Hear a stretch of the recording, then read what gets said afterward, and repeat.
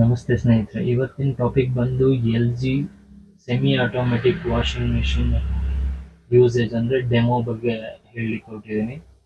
Normal ಆಗಿ ಇದ್ರ ಬಗ್ಗೆ ಯಾವುದು ಡೆಮೋ ಕೊಡಲ್ಲ, ಬಟ್ ಯಾವುದೋ ಒಬ್ರು ಕಸ್ಟಮರು ರಿಕ್ವೆಸ್ಟ್ ಮಾಡಿರೋದ್ರಿಂದ ಇದ್ರ ಬಗ್ಗೆ ಡೆಮೋ ಎಕ್ಸ್ಪ್ಲೈನ್ ಮಾಡ್ತಾ ಇದ್ದೀನಿ. ಬನ್ನಿ ನೋಡೋಣ.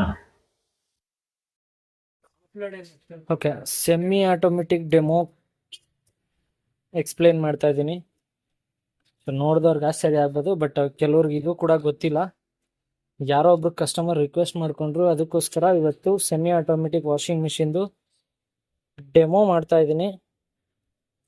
ಕಸ್ಟಮರ್ ಮನೆಗೆ ಹೋಗಿಲ್ಲ, ಇಲ್ಲೇ ನಿಯರ್ ಬೈ ಒಂದು ಶೋರೂಮಲ್ಲಿ ಡೆಮೋ ಮಾಡ್ತಾ ಇದ್ದೀನಿ. ನಿಮಗೆ ವಾಷಿಂಗ್ ಮಿಷಿನಲ್ಲಿ ಈ ಥರ ಇದು ಚಿಕ್ಕದು ಬಂದು ಇನ್ಲೆಟ್ ಪೈಪು, ದೊಡ್ಡದು ಬಂದು ಔಟ್ಲೆಟ್ ಪೈಪು. ಇನ್ಲೆಟ್ ಪೈಪ್ ಇಲ್ಲಿ ಕನೆಕ್ಟ್ ಆಗುತ್ತೆ, ಒಂದು ಎಂಡು, ಇನ್ನೊಂದು ಎಂಡು ಕೊಳಾಯಿಗೆ ಕನೆಕ್ಟ್ ಮಾಡಬೇಕು. ಔಟ್ಲೆಟ್ ಪೈಪು ನಿಮಗೆ ಬ್ಯಾಕ್ ಸೈಡಲ್ಲಿ ಇರುತ್ತೆ, ಸ್ವಲ್ಪ ಬಾಟಮಲ್ಲಿ ಕಾಣಿಸ್ತಿದೆಯಲ್ಲ ಕ್ಯಾಪ್, ನಿಮಗೆ ಅಲ್ಲಿ ಕನೆಕ್ಟ್ ಮಾಡಬೇಕು.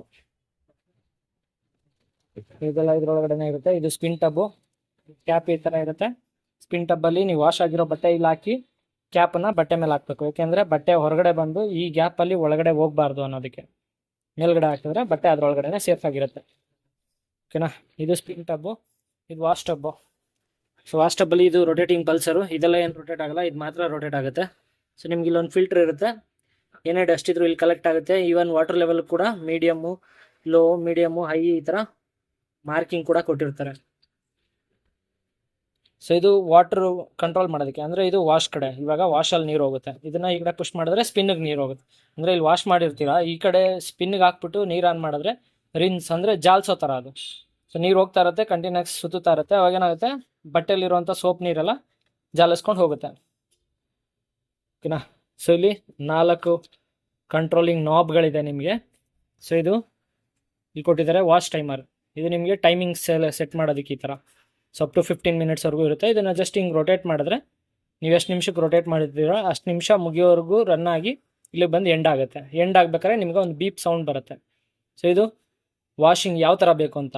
ಜೆಂಟಲ್ ಅಂದರೆ ಇದು ವೀಲ್ ಇದೆಯಲ್ಲ ಅದು ನಿಧಾನಕ್ಕೆ ತಿರುಗುತ್ತೆ. ಸೊ ನಾರ್ಮಲ್ ಅಂದರೆ ನಾರ್ಮಲ್ ಆಗಿ ತಿರುಗುತ್ತೆ. ಸ್ಟ್ರಾಂಗಿಗೆ ಹಾಕಿದ್ರೆ ಆ ವೀಲ್ ಸ್ವಲ್ಪ ಫಾಸ್ಟಾಗಿ ತಿರುಗುತ್ತೆ. ನಿಮಗೆ ಗಲೀಜು ಜಾಸ್ತಿ ಇದ್ದಾಗ ಸ್ಟ್ರಾಂಗಿಗೆ ಹಾಕೊಬೋದು, ಇಲ್ಲಾಂದರೆ ಯಾವಾಗಲೂ ನಾರ್ಮಲಲ್ಲಿ ಬಿಟ್ಟರೆ ಸಾಕು. ಇದು ಡ್ರೈನ್ ಅಂದರೆ ಇದ್ರ ಒಳಗಡೆ ಇರೋ ನೀರು.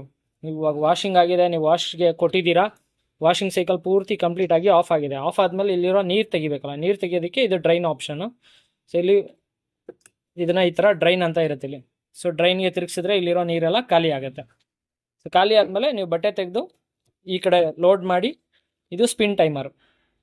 ಸ್ಪಿನ್ ಟೈಮರ್ ಇಲ್ಲಿದೆಯಲ್ಲ, ಸ್ಪಿನ್ ಟೈಮರು. ಸೊ ಇದು ನೀವು ಎಷ್ಟು ನಿಮಿಷ ಬೇಕು ಅಷ್ಟು ನಿಮಿಷ ಸೆಟ್ ಮಾಡ್ಕೊಬೋದು.